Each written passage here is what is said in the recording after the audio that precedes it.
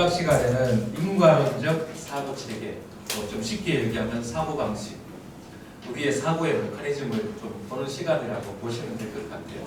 근데 우리의 이 사고 메커니즘은 언제 대체적으로 형성될까요? 네, 어린 시절. 계속 반복해서 얘기하지만 대체적으로 어린 시절 우리 부모님과 관계하면서 여러 가지 크고 작은 일들을 경험하면서 우리 안에 나름의 이 사고에 대한 이 체계, 사고에 대한 시스템, 사고의 메커니즘을 이제 형성하게 되죠. 그래서 이제 이 인과론적 사고 체계에 우리가 들여다볼 때 적어도 이제 두 가지 유형의 그 인과론이 있다라고 얘기를 해요. 인과관계, 원인과 결과에 대한 인과론에 대해서 두 가지 종류가 있는데 우리가 여기에 대해서 우리가 잠깐 보고 싶습니다. 결과적으로 우리가 엮이는 과정 안에서 우리가 가정 안에서 성장하면서 쭉 이렇게 지내오면서 특별히 이제 그 엮이는 과정 안에서 성장하면서 수십에 묶여 있는 권위자나 부모에 의해서 우리가 자녀들이 태어나고 성장하는 그 과정 속에서 우리 가정을 지키고 보호하기 위해서 항상성의 원리가 강화가 되고, 이 항상성의 원리가 강화가 된다고 하는 건 뭐예요? 자신만의 방식으로 모든 대소사를 문제를 풀어가려고 하는 이 문제의 성향을 갖고 있는 거죠. 그러다 보니까 가족은 더 역기능적인 가정이 될 수밖에 없는 거죠. 그 안에서 권위자가 생각할 때 항상성의 원리에 충실한 사람은 우리 가정을 지키고 보호하기 위해서 뭘 많이 만든다고요? 규칙을 만들죠. 그래서 그 가정이 건강하냐 않느냐를 무엇으로 평가할 수 있느냐, 여러 가지가 있겠지만 그 가운데 그 가정이 규칙이 많으냐 규칙이 적으냐, 규칙이 많을수록 안전장치가 더 많이 만든다는 거죠. 우리 가정을 더 꼼꼼하게 지키기 위해서. 규칙이 많은 가정일수록 엮이는 가정일 수 있는 가능성이 훨씬 많죠. 그럼 왜 건강한 가정 안에서는 규칙이 적을까요? 그렇죠. 자율성과 개별성이 발달되어 있고 그 안에서 내가 헌신해야 될 영역과 그리고 내가 자율성과 개별성을 추구하면서도 살아갈 수 있는 이 동시에 두 가지가 주어져 있기 때문에 어느 누구도 그것을 강요하지 않거든. 그러니까 스스로 자발적으로 그 규칙에 세워놓고 있는. 그래서 우리가 쉽게 얘기하면 이런 거죠. 타의적인 순종이냐 자발적인 순종이냐 다른 거죠. 자의적인 순종, 자발적인 순종이 있는 가정 안에서는 규칙이 그렇게 필요가 없어요. 왜? 다들 잘하고 있기 때문에. 근데 그게 안 되고 역기능적인 가정의 정도가 심한 가정일수록 타의적인 강요에 의한 순종이 많은 거죠. 그래서 그 차이로 인해서 규칙이 적으냐 많으냐 우리가 생각해 볼 수도 있죠. 그리고 규칙이 많아지기도 하고 그 다음에 역할이 만들어지기도 하고, 그죠? 살아남기 위해서, 생존하기 위해서 나름의 역할을 갖게 되는데, 그러면서 쭉 우리의 인생의 전체 과정 속에서 우리 안에 자연스럽게 녹아지고 만들어지는 사고의 메커니즘이 형성되는데 이 두 가지 유형이 있다고 합니다. 대체적으로 이런 사고 유형으로 우리는 보통 인간관계 안에서 우리가 대화하고 소통하고 관계를 맺고 살아간다는 거예요. 때로는 그 대화 때문에 우리는 갈등을 이야기하고 그 갈등 때문에 또다시 어려움을 경험하기도 하고, 때려서 관계에서 멀어지기도 하고, 때로는 그렇지만 또 관계 안에 들어가기도 하고, 우리가 살아가는 삶의 현상에 다양한 그러한 관계들을 우리가 엿볼 수 있는데요. 그 가운데 첫 번째는 뭐냐면은 선형적 사고예요. 이걸 또 다른 학자들은 직선적 사고라고 이야기하기도 합니다. 선형적 사고, 직선적 사고. 이것은 어떤 뜻이냐면 원인도 하나이고 결과도 하나이다 라고 하는 직선적인, 일직선적인 사고 방식이에요. 그러니까 A는 곧 B다. 다시 말하면 이 결과는 어떤 원인이 있었기 때문에 이 결과라고 하는 것을 얻는 거야 라고 말하는 거죠. 그리고 또 하나는 A, B, C, D라고 하는 이 복합적인 원인으로 인해서 E라고 하는 결과를 얻는 것도 이 직선적인 사고의 유형이다라고 이야기할 수 있습니다. 수학적인 공식에서 1 더하기 1은 2다라고 하는 거가 굉장히 논리적이잖아요. 이게 직선적인 한 선형 안에서, 한 직선 안에서 바라보는 인과론이다라고 하는 거예요. 원인과 결과를 따지는 거죠. 또 다른 측면에서 우리가 볼 때 이걸 뭐라고 하냐면은 단면적 사고체계. 그러니까 이 단편적인이라고 하는 것은 내가 보는 것만 옳다라고 믿는 사람. 무슨 말인지 이해가 가시죠? 다른 사람은 상관없고 내가 보는 것만 옳다라고 믿고 있는 사람. 그것을 사실이라고 믿고 있는 것을 이야기하고 있어요. 그래서 이걸 좀 더 쉽게 얘기하면 이 직선적인 사고, 선형적인 사고의 유형을 갖고 있는 사람들은 원인과 결과로 따지기 때문에 내가 지금 이렇게 어렵고 고통스럽게 살아가고 있는 것은 다 누구 때문에? 너 때문에. 제가 어린 시절에 그런 사고를 많이 가졌거든요. 난 멀리 살 거야. 왜? 아버지 때문에. 아버지가 가정 안에서의 폭력을 일삼고 한 번도 사랑한다라고 말해주지 않고 자녀들을 이렇게 안아주지도 않고 쓰다듬어 주지도 않고 그런 따뜻한 어떤 정서적 이런 체감을 느끼게 해주지 않는, 오히려 더 고통스럽게 이런 관계 속에 있었기 때문에 나는 이 다음에 돈을 많이 벌어서 이민 갈 거야, 그렇게 살 거야 라고 하는 게 뭘까요? 다 누구 때문에? 아버지 때문에. 우리 가정이 불행하기 때문에 나는 행복하지 않아 라고 하는 이 사고를 갖고 있는 유형이 어떤 유형이냐? 직선적인 사고, 선형적인 사고. 그래서 단 하나의 원인과 결과로서만 사고하는, 생각하는 시스템이다라고 이야기할 수 있습니다. 그래서 나는 문제없고 저 사람이 문제예요. 저 사람만 바뀌면 우리 가정은 행복해요 라고 말하는 사람. 이런 생각을 갖고 있는 사람이 어떤 사고를 하고 있다고요? 직선적인 사고. 그래서 이런 사람들의 사고의 패턴은 뭐냐면 항상 나는 옳고 당신은 틀렸어 라고 접근법을 해요. 그래서 어떤 경우에 보면 내가 맞고 당신이 틀릴 수도 있고 당신이 맞고 내가 틀릴 수도 있고 아니면 둘 다 맞을 수도 있고 둘 다 틀릴 수도 있잖아요. 이런 유형이 용납되지 않는 거예요. 오직 나만 옳고 당신은 틀렸어. 이 사고방식은 우리 가정 안에서의 우리 아버지가 갖고 있는 사고방식이었어요. 그래서 그것을 정당화, 폭력을 정당화하고 그래서 정당화하니까 그것을 또 행사하겠죠. 그러니까 가족원들은 이제 고통스럽게 어렵게 우리가 살아갈 수밖에 없는 구조였다고 합니다. 더군다나 아버지가 뭐 이게 좀 거친 말로 이런저런 말로 해서 좀 더 아내가 우리 엄마가 이렇게 저렇게 해줬으면 좋겠다라고 하는 원함이 있었어요. 그래서 때로는 그게 안 되면 술을 드시고 와서 소리도 지르고 고함도 지르고 막 이렇게 윽박도 지르고 막 이렇게 해요. 공갈 협박을 한단 말이죠. 그래도 우리 어머니는 또 일관성에서 변하지 않아. 그러니까 아버지가 더 이상 안 되겠다 싶으면 아버지가 뭘 하냐면 집에 이제 그 기술직이 있었기 때문에 집에 연장이 좀 많이 있었어요. 그러면 그런 연장들을 가지고 또 이렇게 뭔가를 부순다든지 사람에게 와서 위협한다든지 그거 얼마나 두렵겠어요. 얼마나 무섭겠어요. 그래서 해서 아버지가 하는 이 사고의 패턴은 뭐냐면은 내가 오라, 내 말만 들으면 자다가도 떡이 생겨라고 하는 사고방식이 있는 거예요. 그러니까 들은 말에 순응하고 따라가지 않는 엄마나 다른 가족들을 향해서 어떻게 하는 행동이 뭐냐면은 그러니까 폭력적인 삶을 살아가는 거예요. 그 폭력적인 삶을 통해서 단 한 가지 원하는 거, 내 뜻대로 해야 돼. 내가 오라, 당신은 틀렸어 라고 하는 이 사고 유형을 갖고 살아간다라고 하는 거죠. 그래서 이 가족이라고 하는 것은 단순한 이 기계가 기계적으로 움직이는 사람이 아니라 우리는 유기체적인 관계망을 갖고 있는 사람이라고 말씀드렸잖아요. 인간 관계망 속에서 서로 지속적인 영향을 주고받기 때문에 이 선형적인 사고, 직선적인 사고로만 관계를 다 설명할 수는 없어요. 모든 관계를 옳고 그름으로 분별할 수, 따질 수 없다고 하는 것입니다. 예를 들면 아내가 화가 나고 분노가 났어요. 이 결과예요. 왜 화가 났어요? 그러면 맨날 당신이 술 먹고 오잖아. 그 남편의 음주 때문에 그 원인이 제공돼서 내가 화가 나는 거예요. 내가 화가 나는 거는 이유가 있어. 합당해, 타당해. 다 누구 때문에? 술을 먹는 당신 때문에 내가 화가 나는 거야. 라고 아내 입장에서 보면 원인 제공자가 누구예요?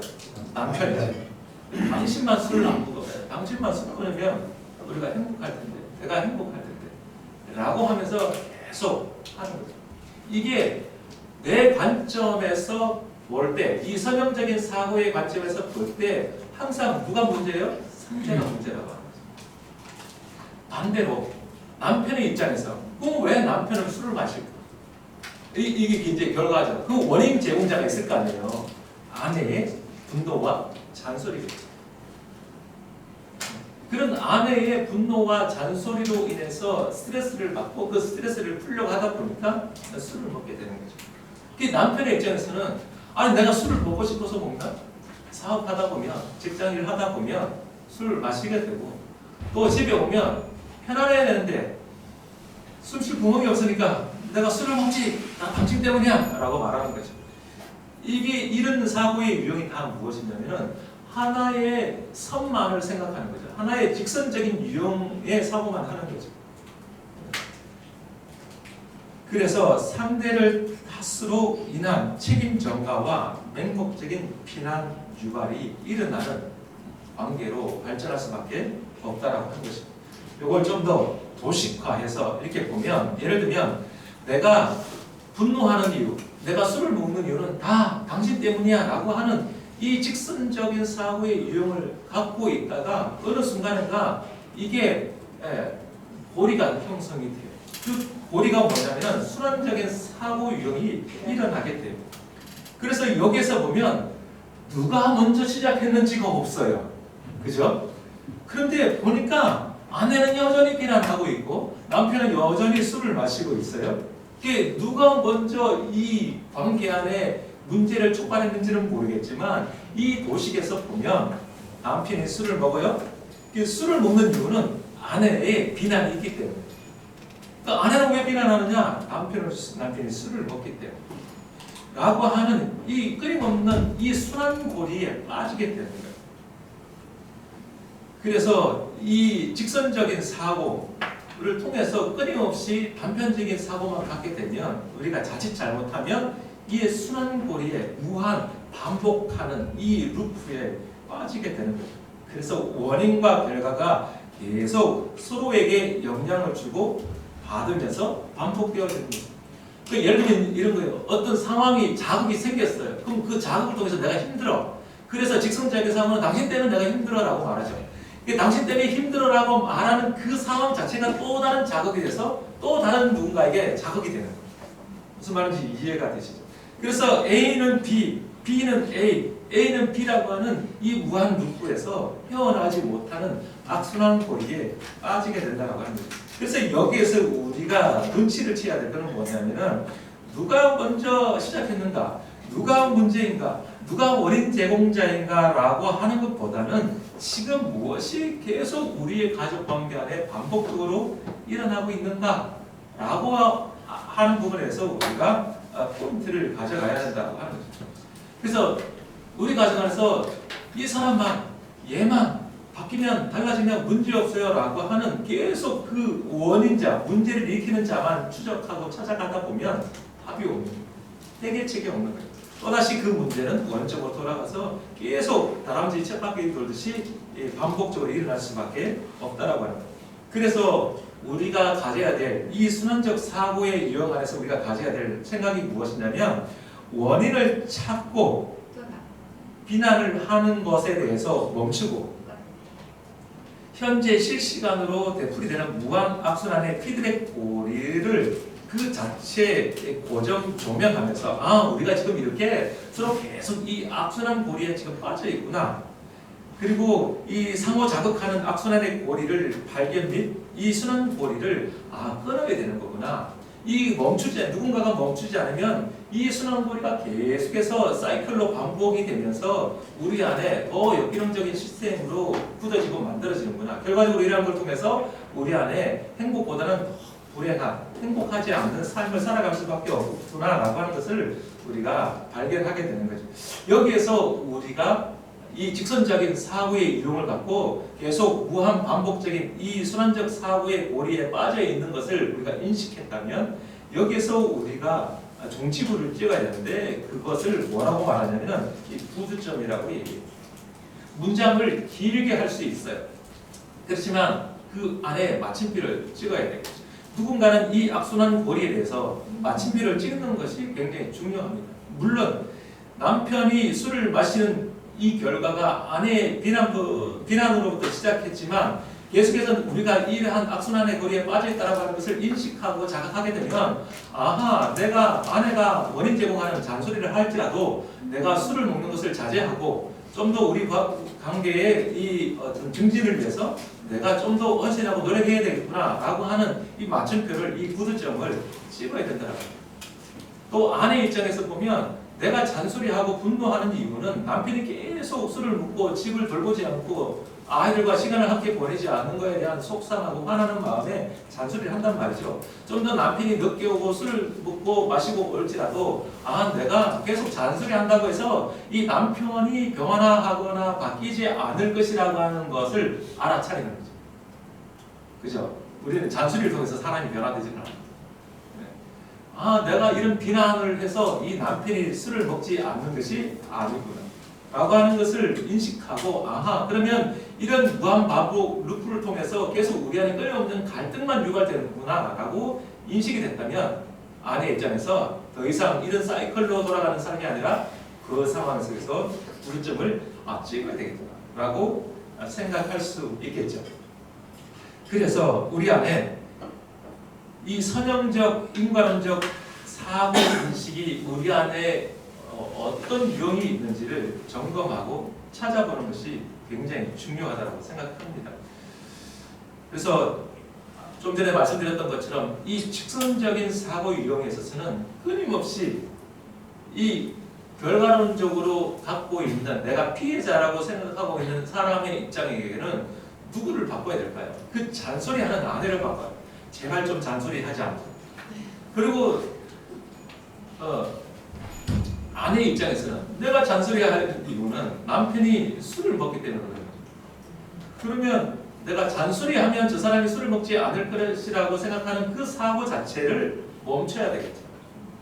그러려면 그 전능자의 역할처럼 그 2차적 역기능자를 끊임없이 변화시키고 대신 책임져 주려고 하는 행동을 멈췄던 것처럼 이런 직선적인 사고의 유형, 선형적인 사고의 유형을 갖고 있으면서 악순환 고리에 빠져 있는 이 상황 속에서 내가 마침표를 찍고 좀 더 건강한 사고 유형, 유연한 사고 체계를 갖고 대화를 풀어가려면 내가 저 사람을 결코 변화시킬 수 없구나. 술을 먹는다고 해서 이 문제가 해결되지는 않는구나. 내가 남편을 비난하고 잔소리한다라고 해서 이 문제가 해결되어지지 않는구나 라고 하는 것을 인식하고 깨닫는 것이 중요하겠지. 그래서 상대를 변화시키려 하지 말고 그 결과를 그대로 돌려주는 것이 필요하죠.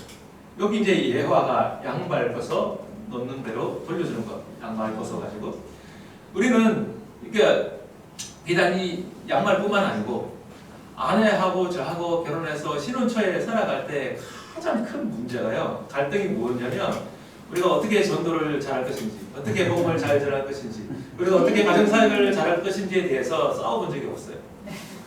뭐 때문에 싸웠을까요? 치약 짜는 거 가지고 싸웠어요. 그 다음에 드라이기 사용하는 것 때문에, 헤어 드라이기 있잖아요. 그거 사용하는 것 때문에 진짜 이혼할 뻔했어요. 너무 웃기잖아요. 헤어 드라이기 사용하는 것 때문에 왜 이혼하게 생겼을까요? 아내는 사용하면 코를 딱 뽑고 불들 말아가지고 보관하는 거예요. 근데 제가 볼 때는 그게 너무 불편하고 귀찮은 거예요. 손 꼽아놓고 계속 쓰면 되잖아요. 그렇다고 전기세가 막 무한대로 나오는 것도 아닌데 그냥 편리하게 그냥 손 가는 대로 그냥 쓰고 싶은 거예요. 이게 나의 항상성의 원리와 아내의 항상성의 원리가 다른 거예요. 그러니까 내가 볼 때는 너무 귀찮고 번거로운 거죠. 왜 그렇게 해야 되냐? 좀 편하게 살자. 라고 하는 것이고 아내 입장에서는 아니 전기세가 얼만데 조금이라도 바뀌어야지. 그리고 깔끔하게 정리정돈하고 해야지. 이렇게 하는 거죠. 다 자기 나름의 뭐가 있어요? 타당하고 합당한 이유가 있는 거죠. 그런데 그런 생각에서 보는 관점이 옳다라고 믿고 있는데 상대가 도와주지 않아. 그렇게 행동하지 않아. 그러니까 그것 때문에 당신은 왜 그래? 결과적으로 당신은 나를 사랑하지 않아? 이렇게까지 가는 거예요. 왜 나의 말을 무시해? 이제 헤어 드라이기가 문제가 아니고 이제 더 나아가서는 뭐냐면은 왜 당신은 내 말을 무시해? 왜 내 말을 귀담아 듣지 않아? 진짜 내가 원하는 게 뭔지 몰라? 왜 안 해줘? 이제 이것 때문에 이제 싸우기 시작하는 거예요. 그러니까 결과적으로 내가 남편에게 아내에게 무시당한다고 생각하니까 우리는 더 이상 함께 살 수 없어. 이렇게 살아가는 내 삶의 인생의 불행이야. 야, 불행할 바에 빨리 이혼하는 게 좋아. 라고 하는 생각이 그냥 자동적으로 들어갑니다. 그런데 이제 이런 문제를 또 이런 것들을 공부하고 배우면서 아, 지금 우리가 지금 직선적인 사고 유형으로 서로를 계속 이렇게 변화시키려고 내가 애쓰고 노력하고 있구나. 라고 하는 걸 이제 깨닫게 되는 거예요. 그러면서 이제 한번 이제 코드를 빼고 또 접고 말고 정렬하고 딱 놓는 게 처음에는 이게 굳이 이렇게 해야 하나라고 하는 의문과 함께 얼마나 많은 생각들이 있어요. 근데 하기 시작했어요. 왜? 아내가 힘들어하니까. 누군가는 구두점을 찍어야 되니까. 계속 이렇게 이것 때문에 이혼하네 마네 나를 사랑하네 안 하네 이렇게 할 수는 없잖아요. 그러니까 누군가는 구두점을 찍어야 되니까 안 되겠다. 코드를 빼서 접어야 되겠다. 이렇게 하면서 그러면서 이제 그 헤어 드라이기의 문제는 이제 끝났어요. 근데 이제 화장실에 늘 이렇게 씻으려고 들어가면 나를 자극하고 화를 내게 하는 게 하나 있었어요. 뭔지 아세요? 치약. 저는 밑에서부터 말을 걸려서 짜거든요. 저는 밑에서 이게 짜야 이게 좀 둥둥 나오잖아요. 근데 이제 항상 들어가 보면 중간에 허리가 없어. 목도 그냥 모가지가 간당간당. 이렇게 짜면 막 힘들게 막 이렇게 막 누르고 짜고 아니면 밑에서 다시 말아 올려가지고 짜야 되니까 너무 불편하고 짜증나는 거지. 아니 치약 짤 때 밑에 짜면 안 되나? 왜 두 번 일, 세 번 일을 하게 만들어? 막 속에 이제 이 화가 오르기 시작하는 거. 이게 내 안에 있는 기준이죠. 내가 옳다라고 믿고 있는. 근데 아내나 우리 자녀들은 그게 하나도 문제가 되지 않아. 아 중간에서 짜든 밑에서 짜든 목에서 짜든 그게 그냥 입만 짜면 되지. 그게 뭐가 문제야. 그러니까 여보 제발 밑에서 짜면 안 될까? 이게 너무 불편해. 아니야 그럼 뭐가 불편해? 나는 괜찮거든. 당신이 불편한 거지 나는 괜찮아. 이러니까 막 속에 확 뭐가 올라와요? 아 나를 또 무시하는 거야. 이러면서 또 싸우겠어. 그러니까 퇴근하고 집에 들어와서 이제 옷을 벗고 옷가를 입을 때도 마찬가지죠. 양말 벗어. 그러니까 어릴 때부터 습관화되어 있던 게 뭘까요? 정리정돈 못하는 거. 그냥 오면 그대로 옷 벗고 양말 그냥 앉은 자리에서 벗고 그냥 냅두고 그럼 누군가는 그 냄새나는 양말을 집어가지고 세탁기에 넣고 돌리고 또 빨래 넣고 하잖아요. 근데 보통 이제 여름에 땀 많이 날 때 냄새 날 때 양말을 어떻게 벗어요? 이 종아리가 좋은 양말을 목 잡고 하면 딱 뒤집잖아요. 그러면 이제 그걸 그대로 놔두는 거지. 그러면 이제 아내는 투덜투덜 한단 말이죠. 아니 이 냄새나는 양말 좀 아내를 위해서 이 세탁기에 좀 넣어주면 안 돼? 그리고 양말을 벗을 때는 좀 뒤집어가지고 좀 제대로 벗어가지고 넣어주면 얼마나 좋아 라고 말하는 거죠. 근데 그때는 알았어 할게 라고 말하지만 그 다음에 왔을 때는 또 어떻게 행동해요? 또 습관적으로 내가 원래 살아왔던 패턴대로 또 그렇게 하는 거죠. 그래서 씨름보다 마치 폭탄 맞은 것처럼 옷은 여기저기 널브러져 있고 양말도 이제 그렇게 돼 있는 거죠. 이렇게 그러면서 아내랑 그것 때문에 옥신각신 그렇게 하겠어 하니까 더 이상 말하지 마 라고 했는데 또 그런 행동을 하면 아내는 또 얘기하고 또 참다가 안 되면 또 막 이렇게 얘기를 한단 말이죠. 그러니까 얼마나 속상하고 힘들겠어요.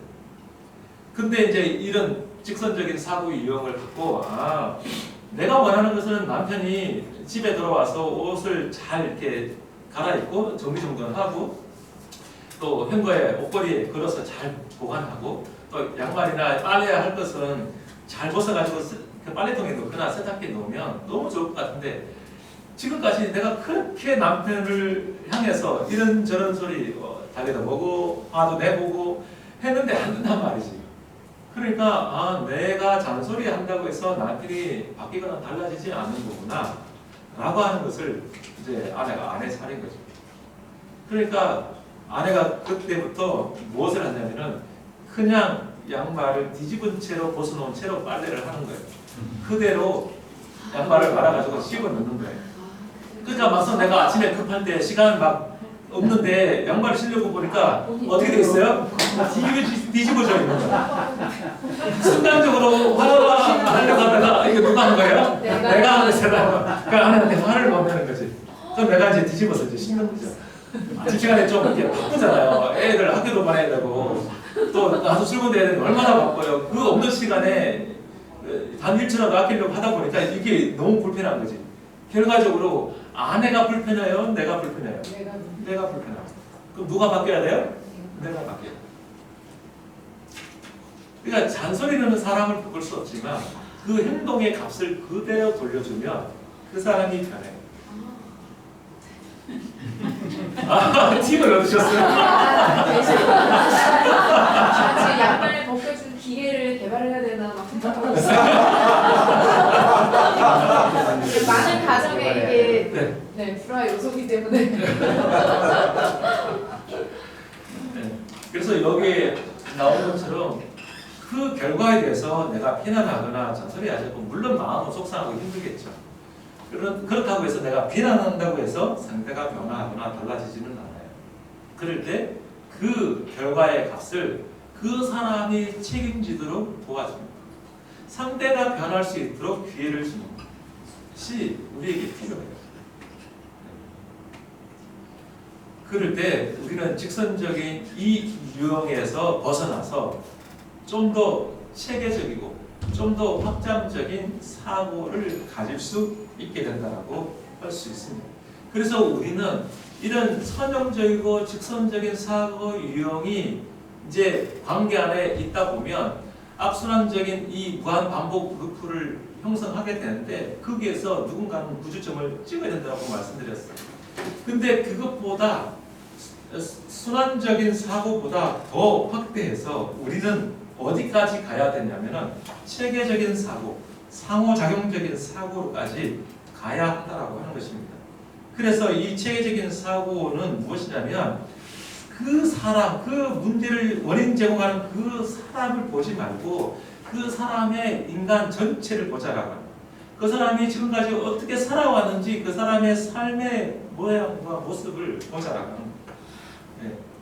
그래서 체계적 사고는 개인보다는 그 사람 안에 이루어지고 있는 순환적인 인과관계 또는 가족 규칙, 역할, 경계, 권력, 삼각관계, 의사소통 그리고 윗세대로부터 전수되어지는 세대 전수, 외부 환경 등 그 사람 자체만 보지 말고 그 사람을 구성하고 있는 이 체계적인 맥락에서 그 사람을 보자라고. 그래서 이 사람이 이렇구나 라고 하는 거죠. 우리 아내랑 제가 DTS 간사로 이렇게 섬겼을 때 아까 아내가 가장 열방에 와서 이상한 형제 몇 명 있었다고 그랬잖아요. 저 한 명이라고 했잖아요. 그러니까 저 사람 저 형제의 거체만 가면 뭔가 좋지 않은 일이 일어날 것 같은 막연한 불안감이 있는 거지. 그런데 문제가 일어났어요. 전도여행을 같이 가야 되네. 정간사와 부간사로. 얼마나 당황스럽겠어요. 얼마나 이 형제랑 같이 갔다가는 진짜 큰일 나겠다 싶은 거지. 그러니까 이제 하여튼 그런 상황 속에서 우리가 이제 중국 그 신장, 우르무치 쪽에 유구르 지역에 이제 전도에 갔는데 그때는 고속 열차가 없어가지고 기차를 3박 4일을 타고 왔어요. 그 3박 4일을 타고 가는데 뭘 하겠어요? 그냥 사람들끼리 학생들끼리 만나가지고 한 사람씩 만나서 이런저런 얘기하고 그러다 보니까 자신이 살아왔던 삶에 대한 얘기도 하고 어떤 상처가 있었는지도 자연스럽게 그냥 그 시간이 그냥 그렇게 된 거예요. 그러다 보니까 아내도 자신의 원가정에 대한 이야기를 하고 또 나도 내가 살아온 삶에 대한 나의 상처에 대한 우리 부모님에 대한 얘기를 함으로 인해서 이 형제가 지금 이런 행동을 하고 이런 삶의 모습은 단순히 저 형제 이 한순간에서 나오는 삶의 모습이 아니라 원가정 안에서 이런 과정들을 거치면서 이런 체계 속에서 이런 맥락 속에서 성장해 오면서 이런 결과물이구나라고 하는 것을 이해하면서 나를 좀 이해하게 됐대. 좀 더 편안해졌대. 이 사람 위험한 사람이 아니구나. 그러면서 조금 이제 이 관계가 좀 그래도 마냥 이상한 사람이 아니라 그래도 좀 관계해볼 같은 공동체 안에서 그냥 형제 자매로서 지내만 하구나 이렇게 인식하고 받아들여졌다라고 하는 거죠. 이런 것처럼 그 한 사람을 우리가 이해하는 것이 필요해요.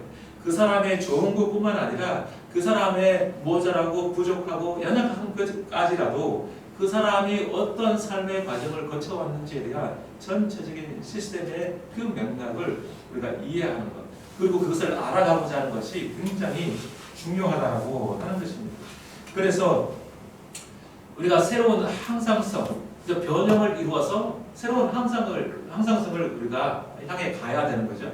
그래서 우리는 상대를 정죄하는 이 선형적인 이 비난 게임은 총구를 상대에게 돌리지 않고 그것을 멈추고 상호 공모하여서 반복돼요. 우리는 원인과 결과를 따질 때 공모라고 하는 걸 전혀 생각해 볼 수는 없잖아요. 왜냐하면 원인 제공자가 있거든요. 그래서 나는 피해자고 저 사람이 가해자라고 생각해 왔지 우리가 함께 그 안에서 공모를 해왔다라고 생각은 안 해보는 것 같아요. 그런데 이 선형적인 사고를 통해서 우리가 순환적인 악순환 고리 패턴에 빠지잖아요. 이거는 상호 공모하는 거예요. 그리고 반복되어 온 가족 시스템의 악성 패턴을 마주하면서 이것을 꺼내야 한다.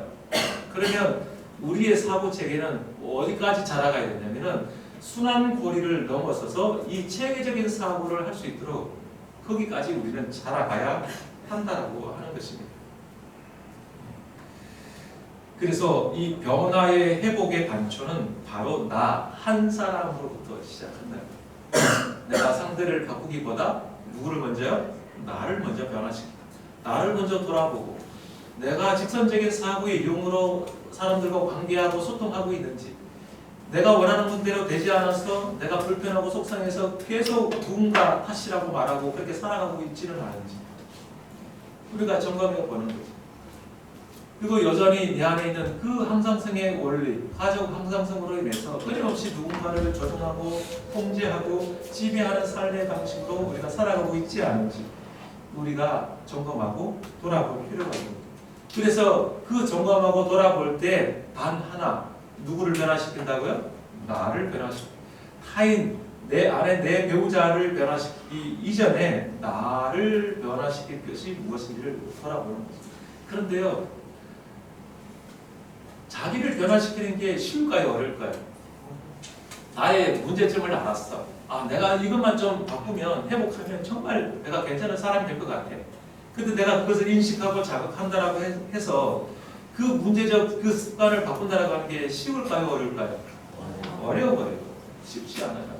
하물며 자기도 자기 자신을 바꾸고 변화시키는 게 그렇게 어려운데 타인을 변화시키잖아요. 배우자를 변화시키잖아요. 자녀를 변화시키는 게 더 쉬울까요? 어려울까요? 더 어려워요. 그거는 그렇게 할 수도 없는. 그런데 성경에도 보면 하나님은 우리를 변화시키지 않았어요. 하나님이 우리가 어떤 삶을 살아가기를 원하는 그 길을 하나님은 알고 있어. 하나님은 정답을 알고 있어요. 하나님은 우리가 어떤 삶을 살아야 될지 정답을 알고 있지만 그 정답을 알고 있음에도 불구하고 하나님은 한 번도 우리를 강요하거나 자신의 뜻대로 우리를 조종하거나 통제하지 않아요. 우리를 지배하지 않으셔요. 요한계시록 3장 20절에 보면 예수님은 항상 우리의 문 밖에서 두들기신대요. 그래서 그 안에 있는 사람이 문을 열어야만 예수님이 들어오신대요. 그리고 그와 더불어 함께 먹고 마신대요. 얼마나 인격적이신 하나님이십니까? 얼마나 인격적이신 너무나 좋으신 하나님이시죠. 그분도 우리를 위해서 우리가 어떤 삶을 살기를 원하는지 너무나 잘 아시는 그분께서 우리에게 좋은 것을 주시기 위해서 우리를 강요해서 그렇게 우리의 마음의 문을 강제로 여셔서 우리를 그렇게 인도하시지 않는다. 철저하게 하나님의 방식, 하나님의 사고의 유형은 체계적인 사고의 접근 방식이라. 그래서 하나님이 녹화하시고 예수님이 녹화하실 때 그 안에 있는 사람이 스스로 문을 열고 예수님을 영접하도록, 그때까지 예수님은 여전히 녹화하시고 문을 두드리시고 기다리고 계신다는 거예요. 하나님도 우리를 바꾸시지 않았어요. 우리가 스스로 그것을 깨닫고 돌이킬 때까지. 누가복음 15장에 나오는 그 아버지가 그렇게 했잖아요. 아들을 기다리고 있어. 그리고 그 돌아온 아들을 뭔가 비난하거나 정죄하거나 판단하지 않았어요. 그 아들을 뭔가 변화시키거나 바꾸거나 아버지가 원하는 대로 그 아들을 맞추기 위해서 뭔가를 액션을 취하지 않았어요. 그냥 있는 그대로 아들을 용납하고 받아들였잖아요. 그런 것처럼 우리도 우리 자신에 대해서 또 타인에 대해서 그러한 체계적인 사고의 그러한 방식으로 상대에게 다가가고 관계하고 살아가는 것이 굉장히 중요하다고 생각합니다. 그래서 하나님도 우리를 인위적으로 독단적으로 하나님의 방법으로만 우리를 바꾸지 않는 것처럼 우리도 다른 누군가를 변화시키기 위해서 끊임없이 노력하고 애쓰고 시간과 물질과 재정을 들이는 그것으로부터 우리가 멈추고 자기를 돌아보고 자기를 변화시키는데 우리의 삶을 들여야 될 거라고 생각합니다. 네. 그래서 이제 이 가족관계 성장 학교를 통해서 그러한 시간들을 여러분들이 가져가시는 거고 또 하나님이 우리에게 또 도전하시고 또 말씀하시는 그런 영역들이 있다면 우리가 그것을 하나하나 또 하나님이 허락하신 그때에 맞는 프로세스를 우리가 해 나갈 수 있었으면 좋겠습니다. 이 상황 속에서 우리 안에 이것을 해결하기 위해서 단순히 우리의 사고체계만 바꾸는 것이 아니라 사실은 원가정 안에서 우리가 경험했던 삶에 대해서 진지하게 마주하고 직면하고 그 상처들을 다뤄가는 것이 굉장히 중요한 부분이기도 하죠. 저는 이 가족 시스템을 공부하고 또 이것을 사람들에게 나누면서 제 삶에 많은 풍성한 은혜들이 있는 것을 보게 됐어요. 그러면서 이 시스템, 이 역기능적인 이 구조를, 이 패턴을 바꾸기 위해서 저는 제 인생 가운데 큰 영향을 주었던 단 한 사람과 그 관계를 복원하기 위해서 시도하기 시작했어요. 그 대상이 누구일까요? 아버지. 아버지가 이제 돌아가신 지가 한 6년 정도 이렇게 되시는데, 암 대장암이 재발하셔서 이렇게 돌아가셨어요. 근데 제 단 하나의 이제 이 고민들이 있는 건 뭐냐면은 저는 여전히 이 가정사역을 하고 사람들에게 이래야 됩니다, 저래야 된다고 말하고 있지만 정작 내 자신이 풀지 못한 단 하나의 숙제는 무엇일까요? 아버지와의 관계에서 앞선한 거리를 끊는 거예요. 근데 여전히 아버지를 보면 뭐 예전처럼 내가 어린 시절처럼 아버지를 미워하고 정죄하고 판단하는 마음은 없지만 그냥 관계하고 싶지 않은 거예요.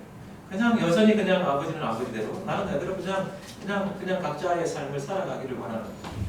그런데 하나님 앞에서 반응하고 그 다음에 이러한 내용들을 통해서 누군가에게 전하고 나눌 때 그러지 못하고 있는 내 삶을 볼 때 죄책감이 마음이 너무 찔리는 거예요. 내가 언제까지 이렇게 뭔가 이렇게 이중적인 이런 삶을 살아야 되나 이런 고민들이 참 많이 있어요. 그리고 내가 결혼해서 태어난 그 자녀들을 볼 때 나와 내 육신의 아버지와의 관계는 여전히 그냥 그 자리 그냥 그대로 머물러 있는데 우리 자녀들과의 관계는 좀 다르기를 바라는 나의 그런 이중적인 잣대 내 모습에 이런 것은 하나님이 원하시는 하나님이 기뻐하시는 삶이 아닐 텐데 이런 생각들을 참 많이 해보게 됐어요. 그러면서 아버지가 좀 이렇게 병환으로 누워 계셨을 때 거동이 어려울 때 아버지 이제 살아계실 날이 얼마 남지 않았을 것 같은데 아버지와의 관계 안에서 막혀있던 것들을 풀어보고 싶은 마음이 생겼어요. 그런 도전하는 마음. 그래서 기회가 생길 때마다 아버지를 찾아뵙고 아버지와 함께 식사하고 함께 차 드라이브도 함께 하면서 이런저런 얘기도 하고 또 집에서 또 때로는 제가 이제 직접 이 식사 같은 거 밥 같은 거 해가지고 아버지랑 같이 한 밥상에서 밥도 먹어보기도 하고 또 커피를 타서 아버지 맥심 좋아하시거든요. 그런 맥심을 타가지고 아버지 한 잔, 저 한 잔 이렇게 마시면서 이런저런 얘기. 그때 아버지가 저 어렸을 때 그렇게 지독스럽게 듣기 싫었던 그 혹은 욕 그리고 엄마와 자녀들을 대하였던 그 수많은 말들이 있잖아요. 그때는 그렇게 듣기 싫었던 그 말들이 내가 그 악순환 고리에 굳은점을 찍고 아버지와 관계 개복 개선을 위해서 시도하고 나아갔을 때 그 이전에 그 아버지의 그 이야기를 들었을 때는 진짜 귀를 막고 싶고 더 이상 듣고 싶지 않은 너무나 고통스러운 그 말들이 어느 순간인가 그렇게 들리지 않기 시작했어요. 오히려 그 아버지의 그 목소리, 아버지의 그 엄마와 관계 속에서 아버지의 억울함, 속상함을 들어주면서 오히려 맞장구 쳐주기 시작했어요. 아버지 그러셨고 아버지 힘드셨겠네. 그러면서 아버지와 더 가까워지고 친밀해지는 시간을 가졌어요. 그러면서 식당에 가서 밥을 먹는데요. 아버지의 성격이 어디 갑니까? 식당에서도 고래고래 소리 지르면서 어머니 욕하고 자녀들 욕하고 그러면 밥 먹다가도 주변 사람들이 다 둘러봐요. 그 시선이 좋게만 느껴지겠습니까? 따갑게 느껴지겠습니까? 얼마나 따가운지 몰라요. 그런데 그 따가운 시선, 그 내면 안에 뭔가 꿈틀꿈틀 올라오는 그 수치심을 내가 거부하고 반사, 요즘은 반사 그러잖아요. 이건 내 감정이 아니에요. 내 감정이 아니니까. 그러면서 아버지와 여전히 식사하고 음식 챙겨드리고 반찬 챙겨드리고 먹을 거 떠다드리고 그러면서 이런저런 시간을 거치면서 한 4, 5년의 그런 시간들을 거쳤어요. 그러면서 결과적으로 아버지가 이제 병이 더 이렇게 도시셔서 이렇게 돌아가셨어요. 그 이후에 제 안에 찾아오는 이 평안은 이루 말할 수가 없었어요. 저는 예전에 아버지가 돌아가시면 나는 눈물 한 방울 흘리지 않을 거라고 하는 이 생각이 있었어요. 그런데 그때만큼만은 아버지를 위해서 흘리는 눈물이 있었어요. 그리고 오랜 시간이 지나면서 그런 아버지를 추억하면서 한 번쯤은 꿈에도 나타나실 법한데 한 번도 꿈에 나타나지 않는 거예요. 그리고 이때까지 한 번도 아버지와 관계해 오면서 뭐 아들아 사랑한다 아니면 아유 우리 아들 여기 와 한번 알아보자 이렇게 해서 그렇게 해본 적이 없거든요. 물론 제가 아주 가난할 때는 다 하셨겠죠. 근데 내가 인식이 있고 내가 생각이 있고 이럴 때는 그런 경험이 없는 거죠. 내가 기억하는 아버지는 화가 나고 무서운 아버지. 그런데 재작년에 우리 전여행팀을 데리고 대만에 가서 그래서 지원그룹을 하고 여러 가지 크리스의 과정들을 거치고 사역 세미나도 하고 그렇게 하는데 한 날 제가 꿈을 꾼 거예요. 꿈을 꾸는데 제가 밖에서 일을 마치고 이제 방문을 열고 딱 들어갔는데 그 방문에 누가 있냐면은 어머니와 아버지가 앉아 계시고 다 이야기를 나누고 계시고 너무 다정다감하게 두 분이서 내가 그동안 꿈꾸고 상상했던 그 장면이 꿈속에서 엄마와 아버지가 그렇게 지고붙고 싸웠는데 그 꿈에만큼만은 너무 행복하신 거예요. 그리고 내가 방문을 열고 딱 들어갔는데 아버지가 뒤를 돌아보시면서 나를 보시는 거죠. 방문을 열고 들어오는 저를 보면서 아버지가 환하게 웃으시면서 벌떡 일어서시더구만 나를 끌어안는 거예요. 근데 그때 안으면서 마치 아버지가 나에게 해주고 싶었다라고 하는 말이 무엇인지 내가 느꼈냐면 아들 왔어? 라고 하는 그 따뜻한 말이었어. 그 마음으로 막 느껴지는 거예요.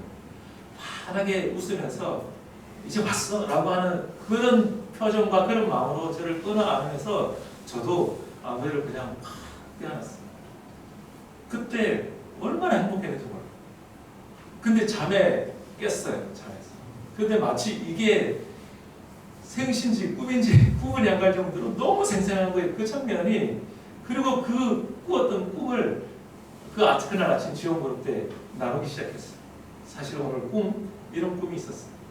라고 제가 이제 울면서 나누니까 그 얘기를 듣던 우리 학생분들도 다른 우리 강사님들이 나도 사실은 얼마 전에 꿈을 꾸었는데 이제 가족 꿈을 이제 얘기를 하는 거예요. 그러면서 다 뭐가 될까요?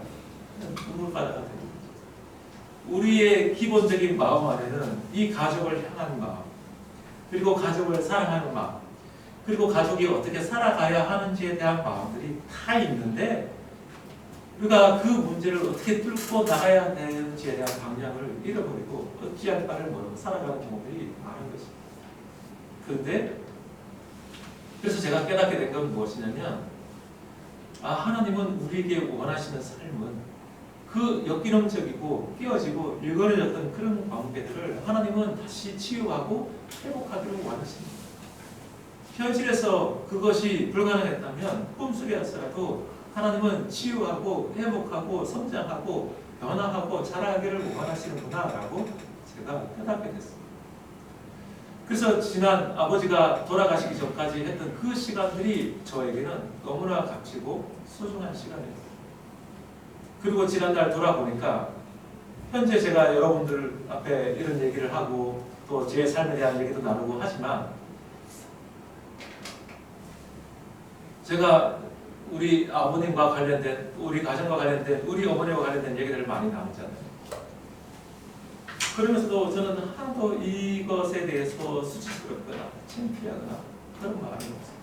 그리고 또 하나는 어릴 때는 내 삶에, 내 인생에 제발 없었으면 좋겠다라고 했던 그 일련의 사건들, 그리고 아버지라고 하는 그 존재가 사실은 나를 잊게 한 번음이 된 거죠. 어릴 때는 그 사실을 몰랐죠.